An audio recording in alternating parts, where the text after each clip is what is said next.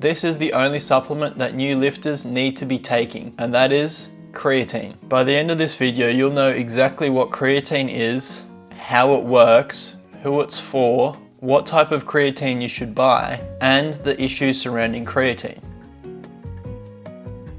This is creatine, and it usually comes in a bag, or mine comes in a bag like this. When I first started university and I moved to the accommodation at the university, I brought my bag of creatine with me, and because it's a white powder, I thought that if I left it in the kitchen, maybe some class clown would add another white powder in my bag of creatine. So for the first 3 months, I kept it in my room, and then eventually I brought it out to the kitchen. And the first few weeks that it was in the kitchen, when I'd take it in the morning, I remember checking very carefully that there wasn't any suspicious white powder in there, if you know what I mean. At the time I was epileptic, so having some of that white powder in me would have been very bad. Creatine is an organic compound. Your body naturally makes a little bit every day, about 1 gram. You also eat a little bit every day, also about 1 gram. This mainly comes from meats.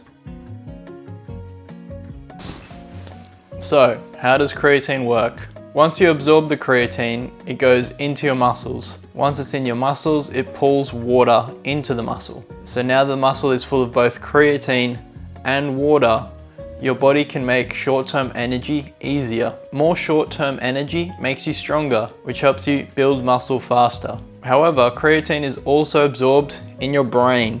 Once creatine is absorbed in your brain, it seems to improve your cognitive ability. Basically, it makes you smarter. It also potentially reduces trauma to the brain, so if you get hit in the head, it's not going to be as bad for your brain. I think this is probably because when your brain has more water in it, it's less susceptible to injury. We've seen this play out in things like UFC fighters, where very dehydrated individuals suffer more brain damage. So creatine is good for you, but what are the different types of creatine out there? To be completely honest, I don't know every single type of creatine.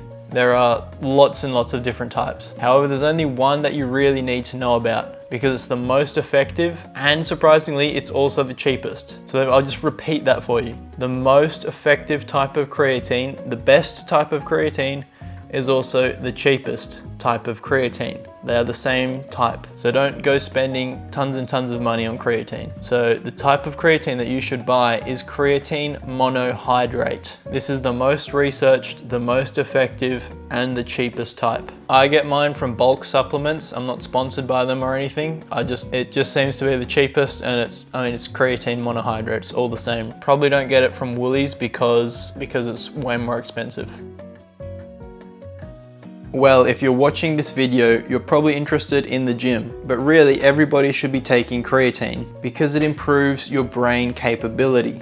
Like I said, it makes you smarter. Only a little bit, but it does make you smarter. Now, what if you're trying to lose fat? Because a lot of people think that you should stop taking creatine if you're trying to lose weight. And the answer is yes, you should still be taking creatine because even though it will pull water into your muscles and add water weight, it will help you build muscle in the long term and will make you stronger because you're trying to lose fat, not water weight. And more muscle means your body burns more energy, which means that you can eat more food.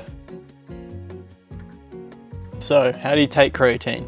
If you wanted to be super anal about taking creatine, you would have it immediately after a workout without any coffee and also with some carbohydrate to help you absorb it into your muscles. But realistically, as long as you're having it every day, that's all that really matters. Now, how much should you be having every day? Well, the standard dose is about 5 grams, but if you're a bit bigger, you should have a little bit more. I just have a heaped teaspoon every day. If you're new to creatine, you may also consider loading creatine. This is where you take about 4 times the standard dose for about 2 weeks to help the creatine saturate your muscles. If you are going to load creatine and you are going to have 4 or 3 times the standard dose in a day, spread it out during the day, hopefully with meals, because creatine is a gut irritant, so it does irritate your stomach a little bit. So if you have lots and lots of it, you'll probably end up with a stomach ache, or at worst, maybe some diarrhea. This is done because creatine usually takes about 4 weeks to fully saturate the muscles and for the effects to start showing. But in the long term, I don't think this really matters,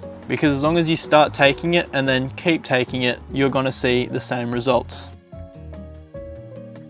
Now, even though creatine is the most well-researched supplement out there, somehow people still find issues with it. One of the big ones, particularly for women, is that they say it makes them bloated. And yes, creatine will pull water into the muscle, so for some people it will increase their weight a tiny bit. But this isn't the same as eating a whole bunch of shitty food and then getting bloated. Some people say that creatine makes you go bald, and I personally think this is completely untrue. The reason people say that creatine makes you go bald is because creatine increases a hormone called DHT. DHT is a form of testosterone. So if you think about it, your muscles are getting bigger, they're getting stronger, you're training harder, your testosterone is going to go up. And if some of that testosterone goes up, then so does this other form of testosterone, DHT. DHT is associated with balding, but it is just an association. It's not cause and effect. In all my years of lifting, I've never heard of anyone starting to lose their hair from taking creatine. The third and final issue that people have with creatine is that it's supposedly bad for your kidneys. Thankfully, this isn't true unless your kidneys are already damaged. Some people may freak out if they get a blood test measuring their kidney function and the blood test shows high creatine levels. But this is just because you have more creatine in the blood, so your kidneys will filter out more. So in summary, you should be taking creatine every day. Doesn't matter if you lift or you don't lift. It improves muscle strength, muscle size, and seems to have cognitive benefits. Do your best to take it every day, roughly 5 grams. Try and avoid having it with coffee and try and have it with some food. But the main thing is, try have it every day. Hope you enjoyed the video and let me know what you want to see next.